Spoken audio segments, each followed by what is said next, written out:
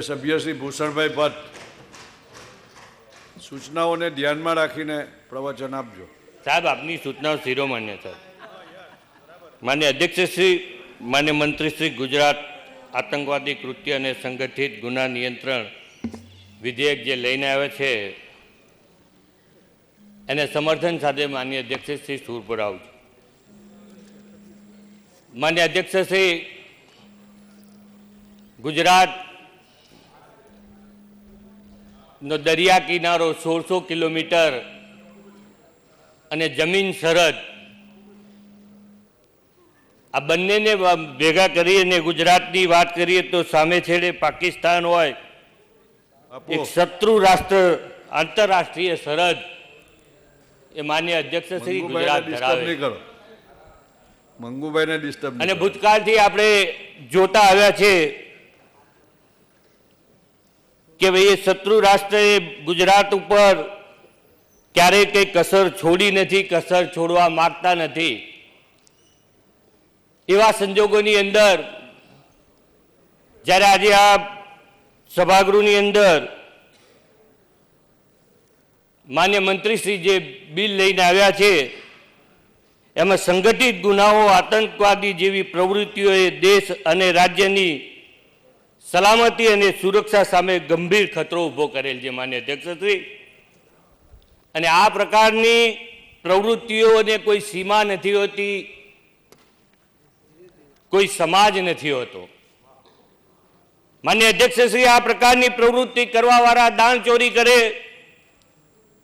ધાક ધમકી આપે, ખંડણી આપે, અપહરણ કરે, ખૂન કરે, દેશની આર્થિક નીતિને છિન્ન ભિન્ન કરી નાખવા માટે બનાવટી ચલણી નોટો પણ આ દેશની અંદર કે આ રાજ્યમાં આવે માન્ય અધ્યક્ષશ્રી. અને દેશની અંદર આવા સરહદ પાર વિરોધી આવી પ્રવૃત્તિઓ ફૂલે ફાલે છે માન્ય અધ્યક્ષશ્રી. આ પ્રકારની સંગઠિત ગુનાખોરી અને આતંકવાદની પ્રવૃત્તિઓ ઉપર અંકુશ મૂકવાની આજે જ્યારે ત્યાંથી જરૂરિયાત છે ત્યારે આટલી ગંભીર સમસ્યાઓમાંથી દેશ કે રાજ્ય પસાર થતો હોય અને આટલી મોટી કાયદાની કડક જોગવાઈ જ્યારે લાવવામાં આવતી હોય આ સભાગૃહની અંદર, ત્યારે કેટલાક સાથી સભ્યો એમ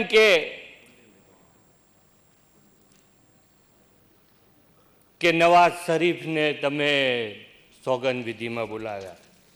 દુઃખ થાય માન્ય અધ્યક્ષશ્રી, પણ એ જ નવાઝ શરીફ જ્યારે પાકિસ્તાનની અંદર ચૂંટણી લડે અને જીતે ત્યારે આ દેશમાંથી પહેલો ફોન અભિનંદનનો કોણ આપે માન્ય અધ્યક્ષશ્રી? કોણ આપે? મુખ્ય આ દેશના વડાપ્રધાન શ્રી પહેલો ફોન માન્ય અધ્યક્ષશ્રી તેમને આપે. પાકિસ્તાનમાં જવા દો, હમણાં આપણે અહીંયા ચાલુ રાખ. માન્ય અધ્યક્ષશ્રી, આ તો જે વાત કરી એને અનુસંધાનમાં વાત કરતો હતો. માન્ય અધ્યક્ષશ્રી, આ કાયદાની જ્યારે વાત કરતા ત્યારે હમણાં જ આ ક્રિકેટ બેટિંગની વાત હતી, હમણાં જ વર્લ્ડ કપની મેચ રહી. કાયદો નહીં હોવાને કારણે વડોદરાની અંદર જે ક્રિકેટનું સટ્ટા બેટિંગ પકડાયું અને 4000 કરોડ રૂપિયા જેટલી માતબર રકમનો સટ્ટો રમાયો અને એના આરોપીઓ પકડાયા પછી કાયદાની છટકબારીઓએ માત્ર ગણતરીના કલાકોની અંદર જામીન મળી ગયા. માન્ય અધ્યક્ષશ્રી, જામીન મળી ગયા. એ જામીન કોઈ પાર્ટીના આધારે નહીં, કોઈ વ્યક્તિના આધારે નહીં, પણ બનાયેલા કાયદાને આધારે. અને આ કાયદા આજના નથી બનાયેલા. આ કાયદાની તમે જે વાત કરો છો ને, જે કાયદાની વાત કરો છો, તો ભૂતકાળમાં આ દેશમાં કે આ રાજ્યમાં કાયદો હતો અને એક કાયદો એવો હતો કે આખા જંગલો વેચાઈ ગયા. તમારી વાત ભૂતકાળની વાત કરીએ તો માન્ય અધ્યક્ષશ્રી, આખા જંગલો વેચાઈ ગયા, લાકડા વેચાઈ ગયા, જંગલો સાફ થઈ ગયા અને એના આરોપનામાઓ ચાલ્યા વર્ષો સુધી.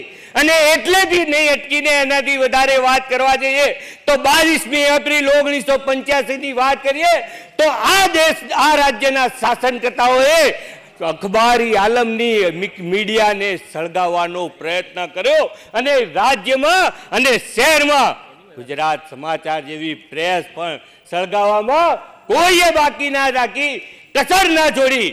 આનંદ એ બાબતનો થાય કે એ વખતે પોલીસ એ માત્ર કાનૂન એ તમારું કામ કરતી હતી. આજે કાનૂન એ સમાજનું કામ કરે છે, કોઈ વ્યક્તિનું કામ નથી કરતી. માનનીય અધ્યક્ષશ્રી મને જણાવતા હોય એ બાબતનો આનંદ થાય. માનનીય ગૃહમંત્રી નહીં, તમારું તો અડધું પ્રધાનમંત્રી જેલમાં હતું અને તમારા પક્ષના નેતા કહેતા હતા. અમિતભાઈ આપ બેઠા બેઠા પ્લીઝ. માન્ય અધ્યક્ષશ્રી મને છેડે છે એટલે વાત કરે છે.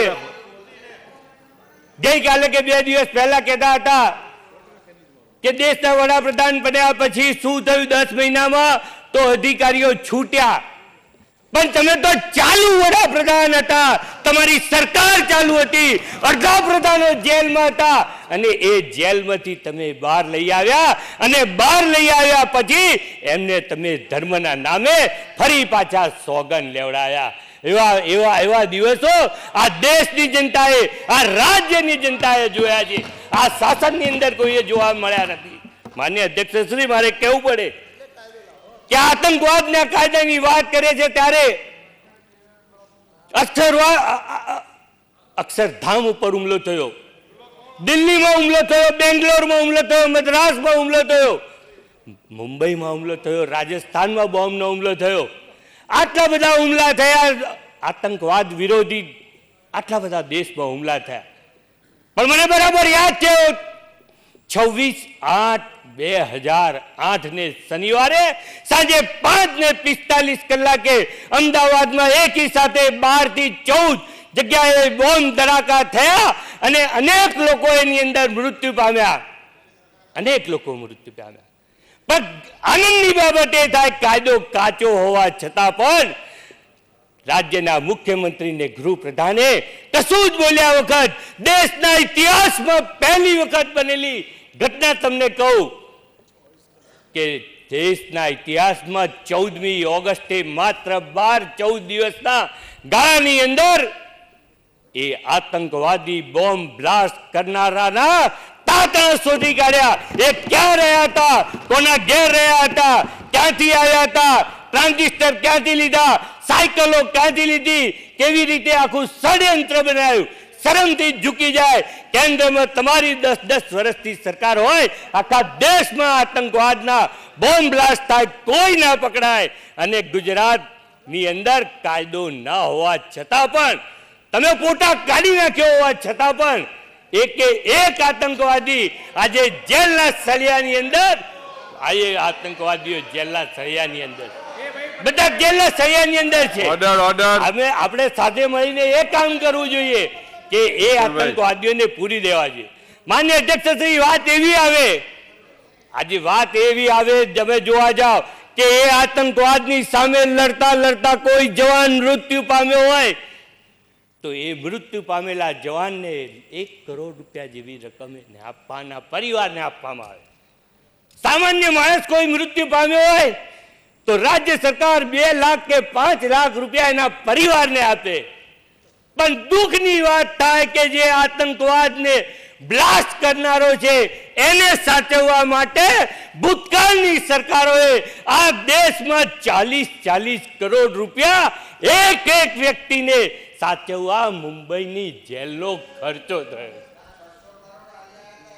માન્ય અધ્યક્ષશ્રી, ભૂષણભાઈ વાત કરવાનું મન થાય. મારું પ્રવચન માન્ય અધ્યક્ષશ્રી આતંકવાદની વાત છે જ નહીં. ભાઈ નટવરસિંહ બાપુ, આતંકવાદની વાત છે, 2 HP ની વાત નથી. માન્ય અધ્યક્ષશ્રી, હમણાં વિપક્ષના નેતાએ કીધું કે ગાડી પકડાય તો એની પાછળ કમળના નિશાન હોય. માન્ય અધ્યક્ષશ્રી, મને દુઃખ થાય કે પંચમહાલની સરહદ ઉપરથી આવતી ટ્રકની અંદર દારૂ પકડાય તો એ દારૂની ટ્રક ઉપર પંજાના નિશાન હોય અને તેનો જિલ્લા પંચાયતનો પ્રમુખ એ લેબલ ઉખાડે. આ સ્થિતિનું નિર્માણ આ રાજ્યની અંદર થયું. માન્ય અધ્યક્ષશ્રી, કમળ તો એ પ્રતીક, માતાજીના પ્રતીકનું નિશાન છે. માન્ય અધ્યક્ષશ્રી, ભૂષણભાઈ, માન્ય અધ્યક્ષશ્રી, એમને કીધેલી વાત કહું. માન્ય અધ્યક્ષશ્રી, માન્ય નેતા શ્રી શક્તિસિંહભાઈ, શક્તિસિંહ ભાઈ તો મારા કરતા ઘણા આ આપ ગૃહના બેસો ને, સભા તમારું નામ લીધું, ઘણા તમે વિદ્વાન ઉભા છે. થઈ જાઓ. અને જ્યારે વાત કરતા હતા ત્યારે હું ક્રિકેટની પરિભાષામાં વાત કરું, એક બોલ નાખીને 3 વિકેટ લેવાની વાત કરતા હતા. નીતિનભાઈની વિકેટ લઉં, સૌરભભાઈની વિકેટ લઉં, પ્રદીપસિંહની વિકેટ લઉં, પણ એમની વિકેટ નતા. એ કેરમની રમત રમતા હતા. કાળી કાઢવા માટે દોડીને મારતા હતા, પાછળથી આગળ આવ્યા, હજુ આગળ ચાલો. જવા માટેની એ ત્યાં બેસીને રમત રમતા હતા. માન્ય અધ્યક્ષજી, આ દેશની અંદર કે આ રાજ્યની અંદર આતંકવાદને નાબૂદ કરવો છે તો કોઈ વ્યક્તિએ નહીં, કોઈ સમાજે નહીં. તમે પણ આજે આની અંદર સૂચનો કર્યા. આવો તમે કોને બચાવવા માટેનો આ કાયદાનો વિરોધ કરી રહ્યા છો? આવો સાથે મળીને આ દેશની અંદર કાયદો અને કાનૂનની વ્યવસ્થા આપણે સાથે મળી અને એક ઇતિહાસ રચીએ. અને આપ સૌને વિનંતી કરું છું એમાં સમર્થન આપશો એ જ અભ્યર્થના સાથે વંદે માતરમ ભારત. માન્ય ગ્યાસુદ્દીનભાઈ.